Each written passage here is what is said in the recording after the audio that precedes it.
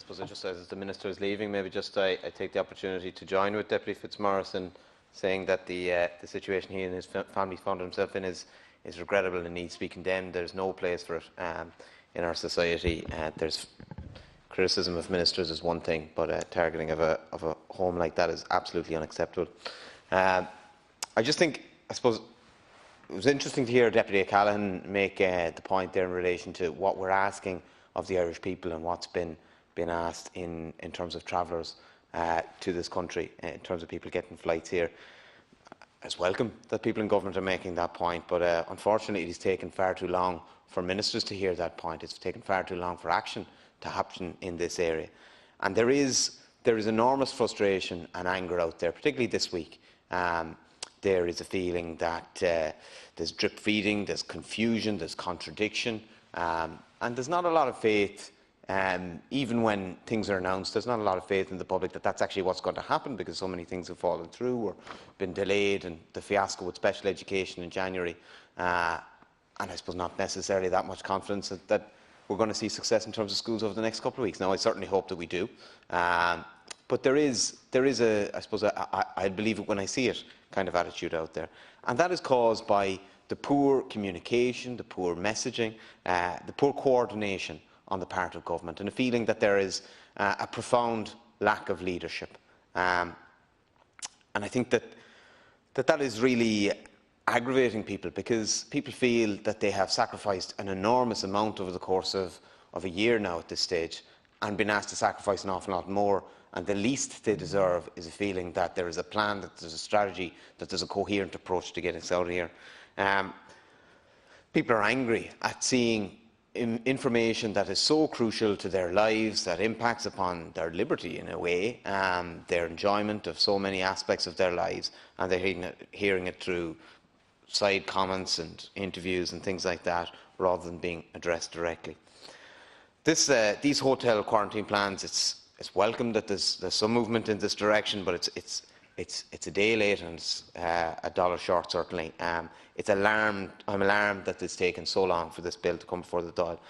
NPHET first recommended mandatory hotel quarantine on May 8th of last year. That's 293 days with the Minister delayed in drafting this legislation and getting it before the Dáil. And all sorts of reasons were advanced as to why that was the case.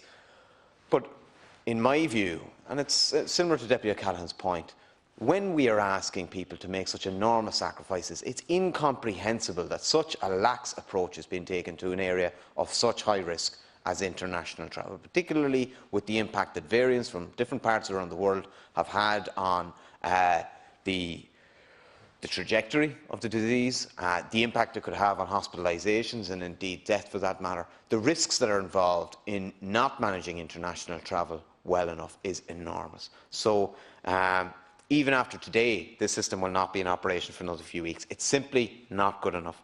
Mandatory hotel quarantines for arrivals from only 20 countries is not sufficient. This legislation does not go far enough. And it's difficult to ask the public to keep on making the huge sacrifices that they've been making to stay home in level 5 and to do all they can to make sure COVID is not spread when the government is not doing all that they can to stop COVID and variants coming into this country. So my colleagues have submitted amendments that would see this extended, and I hope that the government will consider it. With my time remaining, I just want to make a final point here.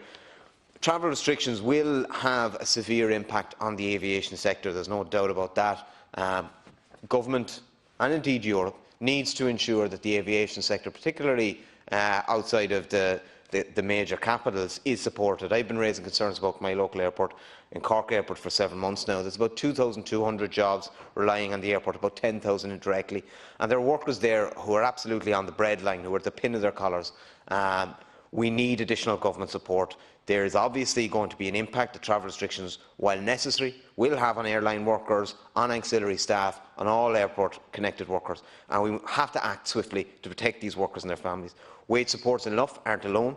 The government can't continue to ignore the plight of aviation workers.